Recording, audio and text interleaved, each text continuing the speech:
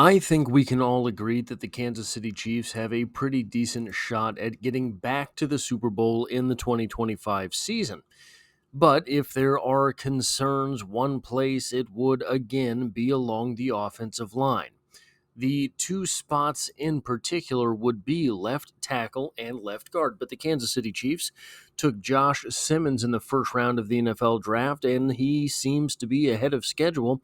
It could be that we see Josh Simmons start the entirety of his rookie season, though I believe it will probably be less than hit the entire season.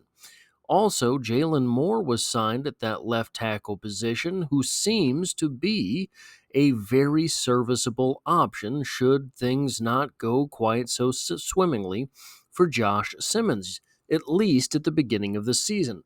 But the other position, left guard, seems to be one that we, in general, Chiefs fans, have a little bit more consternation about. I don't know that I necessarily count myself among that crowd. Yes, it's going to be very difficult to lose Joe Thuney.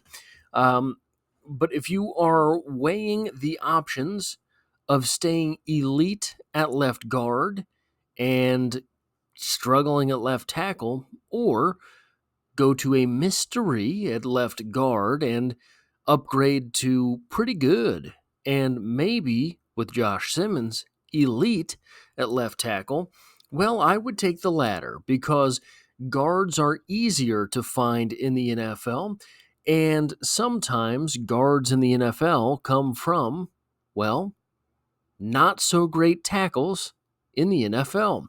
And I want to talk a little bit about that today. In an article titled Kingsley Suamataia Embracing Transition to Left Guard, Kansas City's former second rounder might not have panned out at tackle, but appears a good fit for the role as he has landed.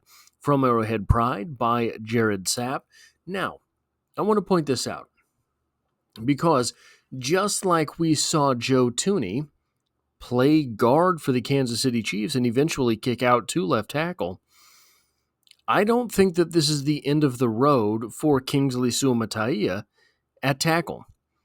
Joe Thuney basically had none of the physical traits that you would want for a tackle: the height, the weight, the arm length, the speed, those types of things. The athleticism that you would require from a guy that is 6'5-ish, 330-ish. Joe Thuney was a smaller guy than that. So a lot of the things that you really want for your left tackle, Joe Thuney didn't have. But he was good at the sport of football. So he emerged as the Chiefs' best option late in the season. In this same way, I think that Kingsley Suamataia being on the field and learning more about the sport of football at the NFL level is good for him and could ultimately prove fruitful with him moving back to the tackle position. But in this article, we get the following. A major offseason story surrounding the Kansas City Chiefs is whether they have finally found a solution to the all-important left tackle position in the first-round draft selection, Josh Simmons. The player hyped as the answer last season, however, will also have a say in how far this year's team can go. As a rookie in 2024 second-round selection, Kingsley Suamataia started the first two games at left tackle before being pulled in Week 2. The BYU product was seldom seen again until resurfacing as the team's left guard as the starters rested in Week 18 against the Denver Broncos. Recent media looks at the Chiefs organization team activities, OTAs, as all but confirmed Suamataia is penciled in as this year's starter at left guard following March's trade of franchise legend Joe Thuney. The second-year pro spoke at Thursday's OTA session. It's going great, Suamataia said of the transition. It's a new learning step for me and a learning curve for me just to be better myself. Pardon me, I can't read today for some reason. I just think the more positions I can learn how to play, the better value I am. So it's going good. He noticed some advantages of his new position. Being aggressive right off the get-go, I love that, Suamataia explained. Just being in the right contact, just being right in contact right away off the ball. While the Chiefs had nothing to play for in the regular season finale, the game was very important for the Broncos, who needed to win to secure a playoff berth. Suamataia is particularly proud of how he played against defensive lineman Zach Allen, who finished 2024 with 8.5 sacks and was named a second-team All-Pro selection. "I did good," remarked Suamataia of his first game action in the interior. "I went against one of the best defensive tackles, and I got some good words from him after the game. So definitely stuff to take in and just improve on." Now, that is how things have gone thus far for Suamataia at offensive guard. I think Suamataia has all of the things that you would want from an offensive guard. He does have a little bit of a lack of quickness for tackle. He does not have the ideal height or length for tackle, but you move all of these things into the offensive guard position, and suddenly he's coming right out at the sort of prototypical numbers.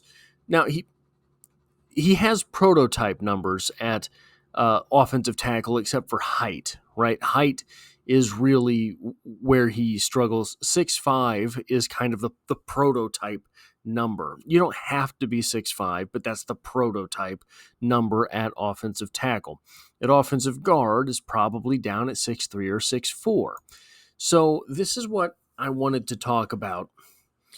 And so I want to offer a proof case, a miniature walk down NFL memory lane, another former offensive tackle that was drafted and moved to guard, and it's working out pretty good for him.